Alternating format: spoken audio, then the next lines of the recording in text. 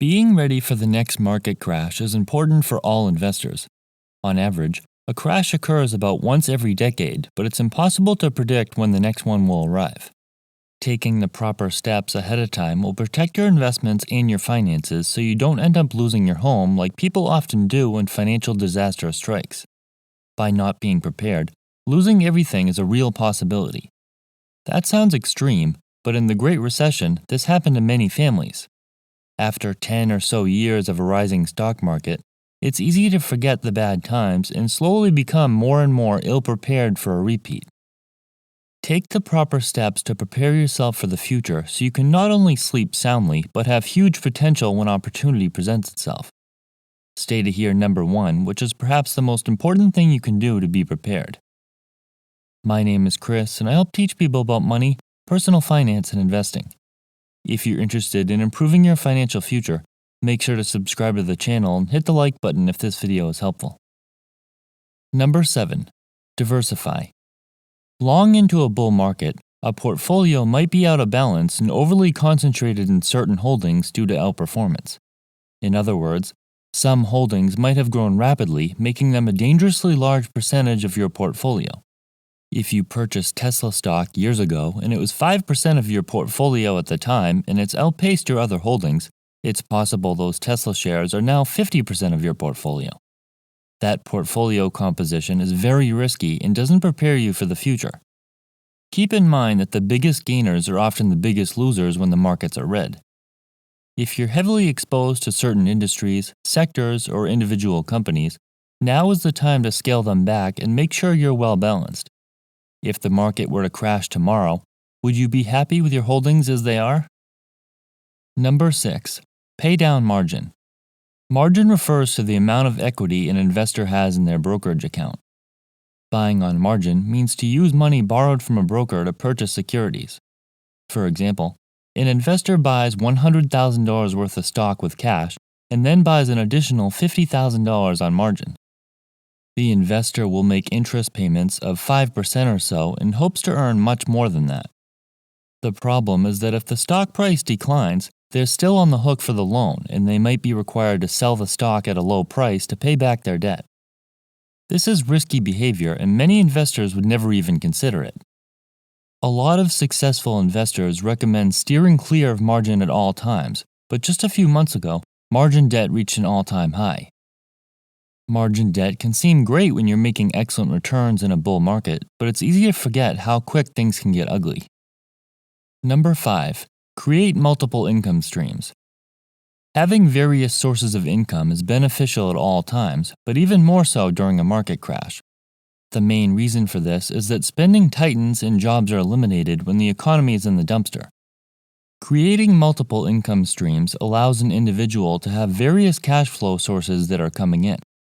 This puts you in a better position to be prepared if one source of income fails, like it did for many when they were laid off in previous recessions. Relying on one single income source from a job is incredibly risky. Instead, try to maintain diversified income streams, whether in the form of businesses, investments, or even other jobs. The added security will prepare you for the unfortunate and during prosperous times can be used to invest or spend on recreation. Thankfully, there are many ways to make extra money so you can have several paychecks. Number 4. Don't obsess over the market. Worrying about what the market is going to do every day is not good for your mental health or your finances. Instead, you want to focus on the big picture and what's likely to happen in the long term. Things might be red this month, but will they still be red next year at this time? So far, the market has always recovered its losses and continued to go higher, rewarding those who weren't alarmed about every little move. If you're worried about a market crash, it's probably best to keep investing regularly, even as stocks reach all-time highs. As Peter Lynch put it, more people have lost money waiting for corrections and anticipating corrections than in actual corrections. At any point in the past, there have been people worrying about a market crash and stopping their investing, and most of those times, they'd be wrong for doing so. Number 3. Understand a decline is inevitable. Investing in the stock market with the expectation of always making a profit and never seeing any losses is unreasonable and that mindset is setting you up for failure. After a decade of gains in the market, people assume the stock market is a place where asset values only increase. In reality, it's sensible to expect a 20 to 30% decline in prices at any time. That might seem like a lot, and that's because it is. Consider how much money you've made and are likely to make when you're invested over a significant period of time. When you're doubling your portfolio value an average of every 7 years with an S&P 500 fund, a small decline from time to time isn't a big deal. If the market were to drop that much next week, how would you restructure your finances? As they say, greed eventually replaces fear, and that's been shown time and time again through every market cycle. Number 2. Pay off debt. It should come as no surprise that it's important to keep debt levels low.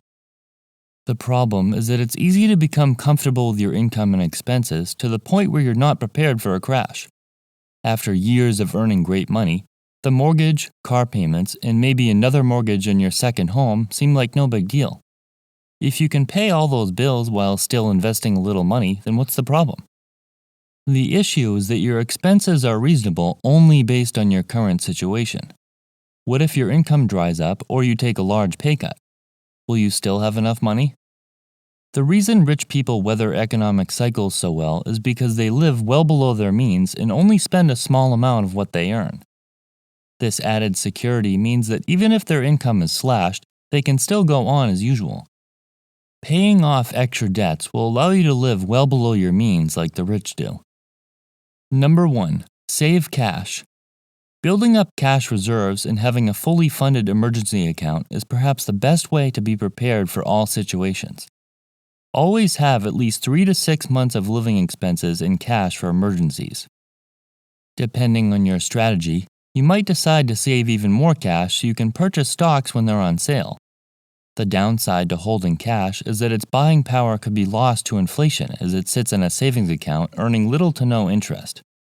At the current inflation rate, your savings will only have about half of its previous buying power within about 15 years.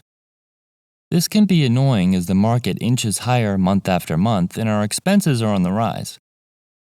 Ask yourself, would you rather have 3 to 6 months of living expenses eroded due to inflation, or would you rather run the risk of losing your home because you can't pay the bills?